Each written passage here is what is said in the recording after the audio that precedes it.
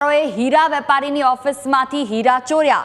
વરાછાના mini બજારમાં રત્ન કલાકારે ચોરી કરી 13.65 લાખના હીરાની તેણે ચોરી કરી છે। 6129 કેરેટના કાચા અને તૈયાર હીરાની ચોરી કરવામાં આવી છે। પોલીસે હીરાચોર રત્ન કલાકારની ધરપકડ કરી છે। સંજયભાઈના ડાયમંડના યુનિટમાં આ ચોરી થઈ હતી। રત્ન કલાકારે ચોરી કર્યાના સીસીટીવી પણ સામે આવ્યા છે। વધુ માહિતી સાથે સંવાદદાતા અમિત ફોનલાઈન પર જોડાયા છે।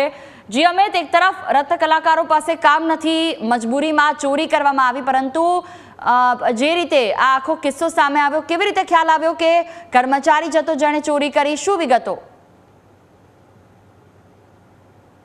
આજે સમગ્ર ઘટનાની જો વાત કરીએ તો હાલ જે સુરતનો ડાયમંડ ઉદ્યોગ છે મંદીમાંથી પસાર થઈ રહ્યો છે ને, તેવામાં હવે રત્ન કલાકારોને પોતાનું ગુજરાન ચલાવવા માટે આ ચોરીની ઘટનાઓને પણ અંજામ આપવો પડી રહ્યો હોય તે પ્રકારનો આજે કિસ્સો છે કે બેરોજગાર રત્ન કલાકારે પોતે જ્યાં કામ કરતો હતો તે જ જગ્યા પર ચોરી કરી હોવાની ઘટના સામે આવી છે। વરાછાના જે મિની બજાર વિસ્તારમાં 24 સપ્ટેમ્બરના રોજ સંજયભાઈ નામના વ્યક્તિના ડાયમંડ યુનિટમાં રાત્રે 10 વાગે એક અજાણ્યા ઈસમે જે હીરાની ચોરી કરી હતી। મહત્વની વાત છે કે 13.65 લાખના 6129 કેરેટ છે હીરા આ ઈસમ ચોરી ગયો હતો અને આ ઘટનામાં જે ઓફિસનું તાળું છે ખોલવા માટે ડુપ્લિકેટ ચાવીનો ઉપયોગ કરાયો હતો। સમગ્ર મામલે પોલીસને શંકા જતા પોલીસે તપાસ હાથ ધરી અને આજે સીસીટીવી ફૂટેજના આધારે પૂર્વ કર્મચારી છે તેની ધરપકડ કરી છે। પૂર્વ કર્મચારીએ પોલીસને જણાવ્યું છે કે બેરોજગાર હતો અને તેને પૈસાની આર્થિક જરૂરિયાત પડતા તેને આ કાર્ય કર્યું હોવાનું હાલ સામે આવ્યું છે। પોલીસે